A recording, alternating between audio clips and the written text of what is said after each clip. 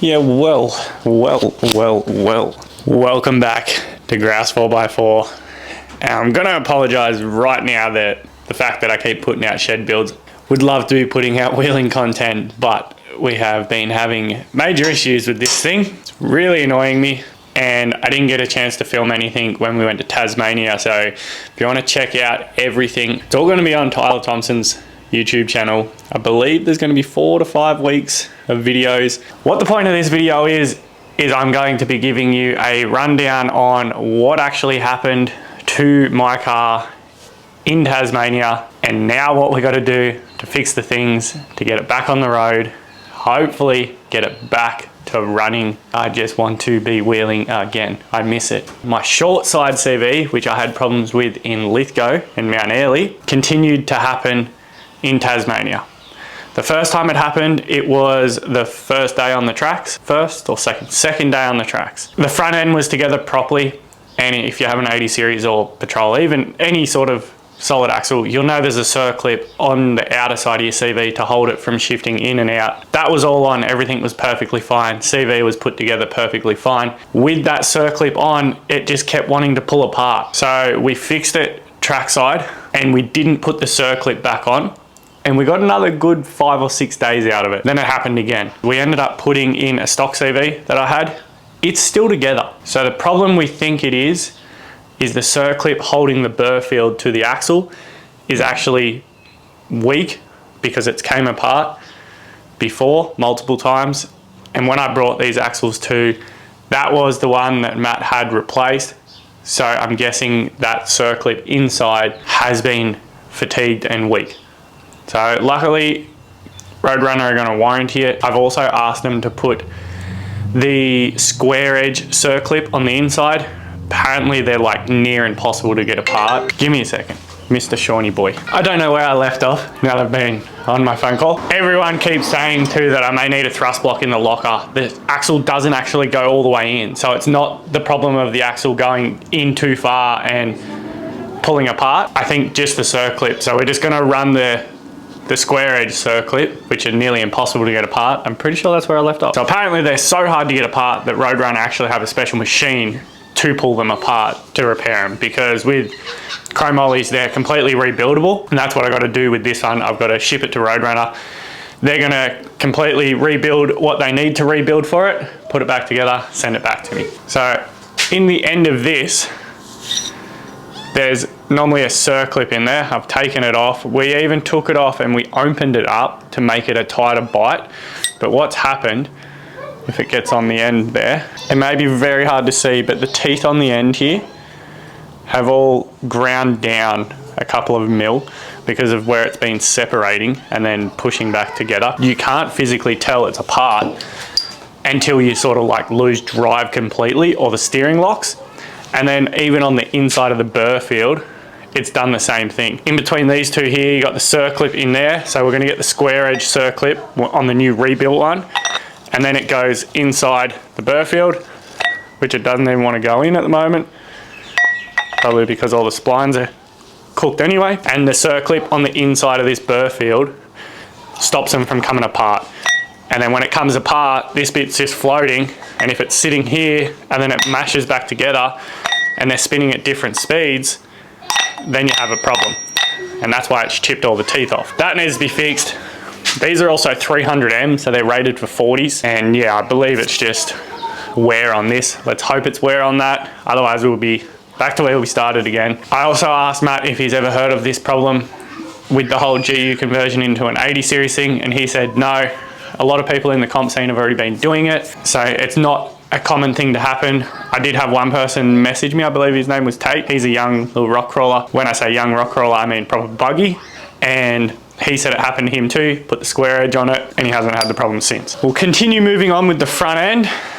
So I sheared all 12 axle studs, the little axle studs, the 8mm ones. So I sheared all 12 of them on both sides, literally on the same climb. I'd done one, it blew it apart and sheared it, blew the hub apart and sheared it, and then the second one sheared as well. When I did that fix, I had a bloke on Instagram, Lone80. He's a Tasmanian bloke. He actually messaged me before I went on the trip about parts and stuff, and I mentioned and teed up a few small things with him. He actually brought me quite a few things. He brought me the 2 new wheel hubs.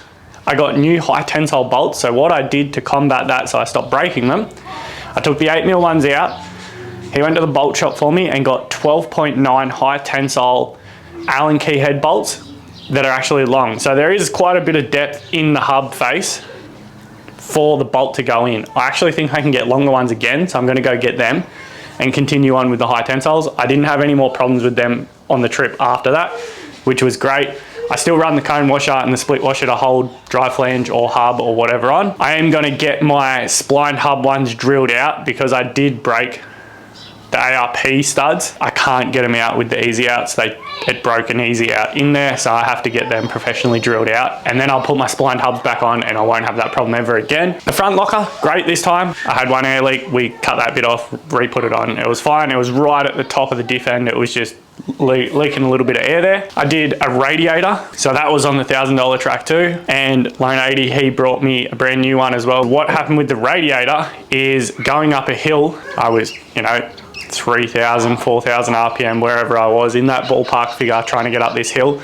And what actually happened was the shroud on the bottom bounced up, hit the fan, and when the fan hit the shroud, it broke the shroud and put it through the radiator. And that's what caused a lot of my other problems. We got that fixed trackside to get us out, but we think that's what happened with maybe potentially the motor. Because then I blew a motor up, I think it was 2 days after or 3 days after, had a bit of a tick, and then it done a big end bearing. Now, if you don't know what a big end bearing is on Toyotas, it's a common problem. More so the HDTs and like the FTEs and like the FT and all that sort of thing. HZs aren't horrible for it, but they still do it. On the bottom, where you got your con rod that connects to your crank, there's a little half moon metal sleeve that goes in between the con rod where it bolts to the crank. I'm just throwing ballpark figures here. Let's just call them a mil, maybe 1.5 mil thick. When they wear out, they actually get smaller and smaller. Mine was like feather. It was like a piece of paper. It was that thin. And when that happens, it causes the piston to slap the head, and it slaps on the bottom of the head. And then it also ruined the crank. So that motor we just put in the bin. Put it on my tray to maybe bring it home to bring parts off it or put to the tip. And as soon as we put it on the tray, I lost like 50 or 60 mil of height in one corner. It just stood up. That's how heavy it was. So we were like, thanks to Ray, the bloke that offers us his shed, which we already shed for 2 days. That was a massive, massive thanks. The only downfall was that was the 2 days of sunshine that we had pretty much the whole trip. We're in the shed putting a new motor in this. So thanks again, Ray. Muchly appreciated. If you ever come up this way and you need a shed, my shed's not as nice as yours, but there is one here. So yes, we ended up doing that. We took all the good parts off my motor, put it on the new motor, put the new motor back in. We did that. I think it took us 26 hours. We obviously slept in between. We had 9-10 hours sleep. Like, we didn't overwork ourselves, but we got it in. That is now a new motor. I am going to pull that and do maintenance to it. So I'm going to do the big end bearings. There's a few other things I want to do, but I need to save some money because I've now blown a heap of money on this trip. I think we've done the gearbox. It sounds like there's spoons in the bottom of it. It is so rattly. It did get me home, 1,500 Ks or whatever. If I had the money, I'd put a 152 in it. The 152 gearboxes have a taller second gear and a taller fifth gear, which I think will be great for this. I do have obviously the higher diff gears. So on the highway at 110, I'm at like 2,800 RPM. So I wouldn't mind the taller fifth because it would actually help me. I also have severe death wobbles at the moment. I think I've put my finger on quite a bit of what it is. I think what it is my actual steering arms. They have a lot of play in where they meet into the knuckles and the steering box. They move heaps. The wheels are probably out of balance as well. I'm going to put my stock arm in the front because the front one is moving heaps. So I'm going to put that in and then see if that fixes it. And hopefully if it does, then order a new chrome ollie one or a solid one for the front. Same with the rear tie rod. Oh yeah, I forgot because I don't have it anymore. I did a window. We were driving for, this was day 2 or 3, I think it was. $1,000 track, or Tasmania, their rainforest is like wild. Like there was people in there that were because we were speaking to them a week before us. And then when we went in, there was trees all over it again. That's how often trees fall down in there. It is super wet, like it never dries out. It's ridiculous. So I was following Tyler and nothing happened to him. The reason it didn't happen to him, his snorkel is on his passenger side. Driving and then doof, like big spider web of a crack right where a log just hit the bloody thing, because it's all hidden in the overgrown. We weren't going overly fast. It was just how it happened. Funny thing is, 3 or 4 days later on another track, another log, I was going a lot slower this time because I was like, oh, that one's gonna be very close. Pulled up and stopped just as the log perfectly hit the same crack. It just touched it and it dropped a bit of glass in the car and stuff. I got that fixed when I was down there because I was like, I don't want to be driving home with a giant cracked window on the highway. It will not look good. I deleted my rear sway bar, snapped the bolts to my mounts. If you've watched my previous videos, you would know that I changed it from the 5mm or 6mm thick steel mount to a 12mm. The 12mm was stronger than what the bolts were. So it snapped the bolts, and then when we hit another log, it actually bent one side of the sway bar. It was still on, and it bent one backwards. So there were 2 facing the opposite way. So that's dead. I need a new sway bar in the rear now. Other than that, I did lean on my door a little bit, but we stopped and winched it out. The winch rang perfect. I reckon we winched probably 50,000 times because it's ridiculous. But that's fine, that still works. The new motor's running well. It does have a small oil drip, which is something I can sort out. When I do some maintenance to it, I'm gonna pull the head off, do a head gasket, probably put ARP head studs in it, because then that way I can run more boost through it. When we were at Ray's, we did do diff oils, gearbox oils, transfer oils. We'd done them all because we knew there'd be mud and water in them.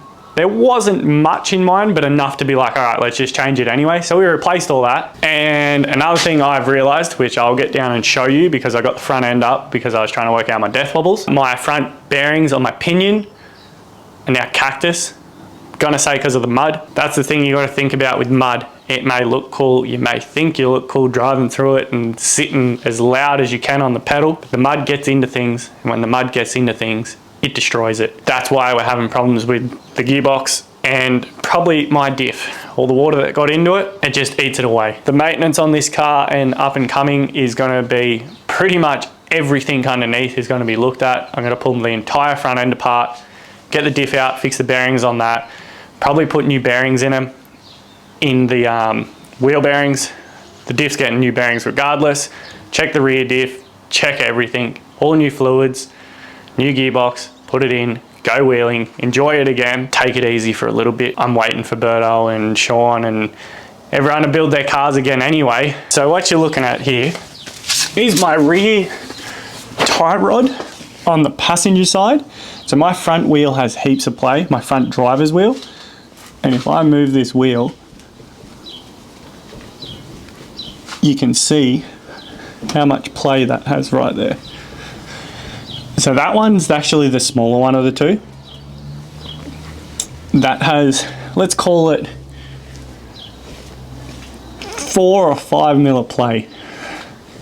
Now when you amplify that from that point there to the opposite tyre, this tyre is moving probably 10 to 15 mil, which is probably why I'm getting a lot of wobbles. Now, I've tried to fix this one here. So that's to my GU box. And what actually happened with this one is this had like 10 mil of movement. So that's why we're having such bad death wobbles in the steering. I'll show you this wheel, I'll give you a big pan out. Because I've fixed that one's pretty good at the moment, but I'm still gonna fully repair it properly. I know there shouldn't be a washer there, but I was just testing to see if that was the problem, because that started to strip. So that's why I need a new one of them. You can't actually buy these anymore, so that's why I need a new arm. So that pitman arm isn't even moving there, and if you watch this wheel,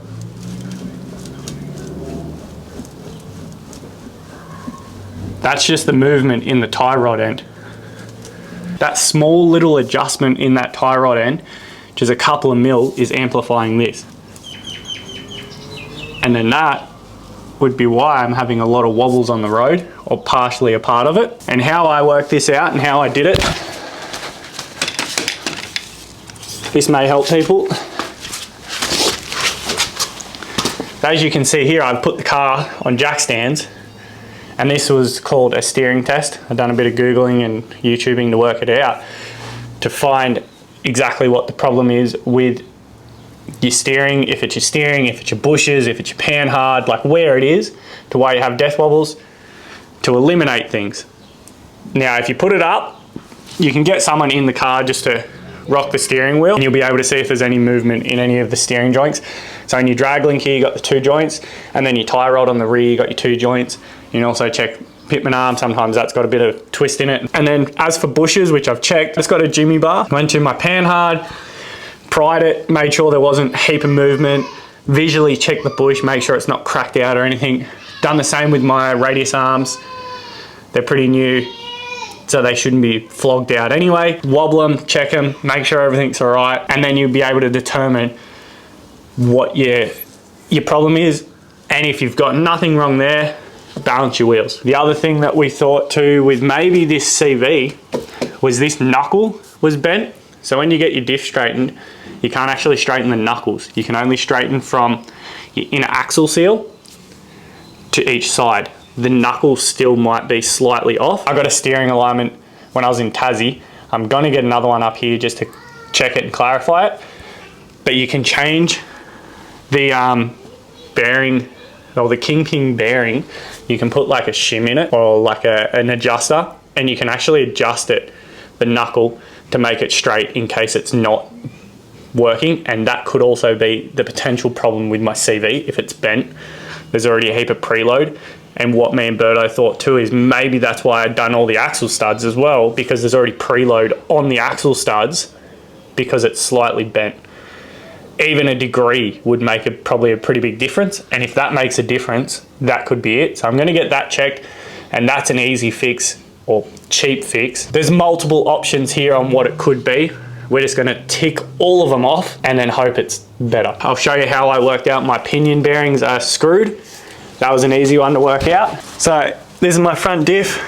The other thing we replaced while we were doing my motor, which we also noticed, my front tail shaft, the uni on the front here was cooked. It had 10 mil of movement as well. It's great now, but the reason I worked out that this was cooked was when I was spinning a wheel, I could hear it. But if you grab the front of your tail shaft here where it connects to your pinion, I've got, let's call it 5 mil, 10 mil of up and down movement. You go to the other end, you can also check your transfer. There's no movement in that. You can check your rear diff without pulling everything apart. And then if you listen to it, you can also hear it.